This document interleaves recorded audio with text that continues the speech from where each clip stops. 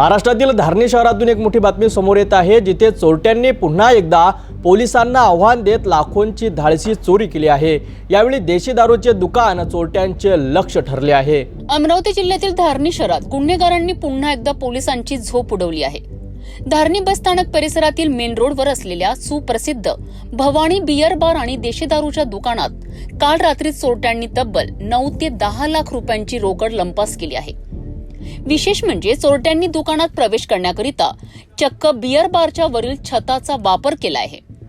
छत तोडून ते थेट देशी दारूच्या दुकानात घुसले आणि चोरी केली आहे। हा प्रकार सकाळी उघडकीस आला जेव्हा दुकान मालक रामदास जयस्वाल आपले दुकान उघडण्यासाठी आलेत।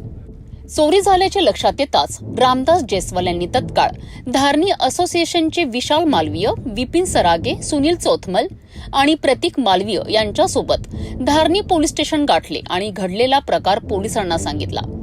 सध्या धारणी पोलीस या प्रकरणाचा पुढील तपास करीत आहेत। गेल्या काही महिन्यांपासून धारणी शहरात चोरी आणि घरफोडींच्या घटनांमध्ये मोठ्या प्रमाणात वाढ झाली आहे।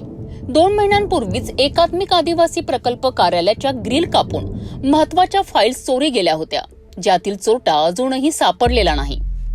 याच एका महिन्यात 4 घरफोड्या, किराणा व्यावसायिकाच्या डोळ्यात मिरची पूड टाकून लुटण्याचा प्रयत्न आणि मोटरसायकल चोरीच्या घटनांनी धारणी शहर हादरले आहेत। आता देशी दारूच्या दुकानात झालेल्या या 9 ते 10 लाख रुपयांच्या नगदी चोरीमुळे धारणी पोलिसांच्या कार्यक्षमतेवर प्रश्नचिन्ह निर्माण झाले आहेत। चोरट्यांना पोलिसांची भीती राहिली नाही का, अशी चर्चा सध्या शहरात जोर धरू लागली आहे।